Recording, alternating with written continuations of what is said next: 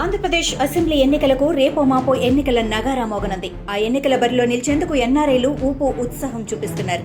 ఆ క్రమంలో పోటీ చేసేందుకు వారంతా మంగళగిరిలోని సైకిల్ పార్టీ కార్యాలయానికి క్యూ కడుతున్నట్లు తెలుస్తోంది. ఉమ్మడి కృష్ణా జిల్లాలోని గుడివాడ టీడీపీ ఇన్ఛార్జిగా వెనిగండ్ల రాముని ఇప్పటికే టీడీపీ అధిష్టానం నియమించింది. దీంతో ఆ నియోజకవర్గంలో ఆయన తన ప్రచారాన్ని సుడిగాలిలా చుట్టేస్తున్నారు.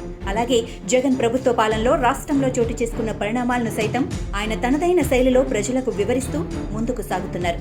ఇక మరో ఎన్ఆర్ఐ ఉయ్యూరు శ్రీనివాస్, ఈయన గుంటూరు పశ్చిమ నియోజకవర్గం నుంచి టీడీపీ అభ్యర్థిగా బరిలో దిగేందుకు తన వంతు ప్రయత్నాలు చేసుకుంటున్నట్లు తెలుస్తోంది. అలాగే ఉమ్మడి విజయనగరం జిల్లాలోని శృంగవరపుకోట నుంచి కొంప కృష్ణ బరిలో దిగేందుకు సన్నాహాలు చేసుకుంటున్నారని, అదేవిధంగా అదే జిల్లాలోని నెల్లిమర్ల నియోజకవర్గం నుంచి ఎన్ఆర్ఐ బంగారాజు సైతం పోటీ చేసేందుకు తన వంతు ప్రయత్నాలు కొనసాగిస్తున్నారు. మరోవైపు ఇదే నియోజకవర్గం నుంచి టీడీపీ ఎమ్మెల్యేగా ప్రాతినిధ్యం వహిస్తున్న పత్తివాడ నారాయణ స్వామి ప్లేస్ లో తనకు టికెట్ తీసుకునేందుకు బంగారాజు తన వంతు ప్రయత్నాలు చేస్తున్నట్లు సమాచారం. ఉమ్మడి శ్రీకాకుళం జిల్లాలోని పార్వతీపురం అసెంబ్లీ స్థానం నుంచి పోటీ చేసేందుకు ఎన్ఆర్ఐ జి విజయ్ చందర్ ప్రయత్నాలు చేస్తున్నారు.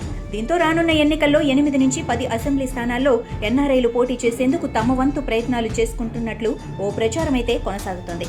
అయితే అధికార జగన్ పార్టీ నోట్ల కట్టల ముందు, కండబలం ముందు టీడీపీ నుంచి బరిలో దిగే ఎన్ఆర్ఐలు నిలబడగలరా అనే సందేహం సైతం ఏపీ పొలిటికల్ సర్కిల్లో వైరల్ అవుతోంది. ఎందుకు అంటే జగన్ అధికారం చేపట్టిన ఈ 5 ఏళ్లలో రాష్ట్రం ఎంత అభివృద్ధి చెందింది, ప్రజలు ఏ మేరకు ప్రయోజనం పొందారు, ముఖ్యంగా యువతకు ఉద్యోగాలు కల్పించడంలో జగన్ ప్రభుత్వం సఫలీకృతమైందా అంటే లేదనే సమాధానం ప్రజల నుంచి వస్తోంది.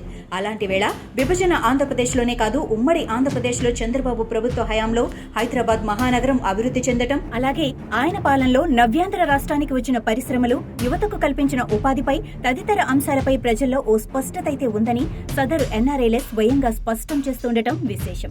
ఇక 2014 ఎన్నికల వేళ తెలుగుదేశం పార్టీ ప్రచారం కోసం యుఎస్ నుంచి వచ్చిన ఎన్ఆర్ఐల్లో విడుదల రజని ఒకరు.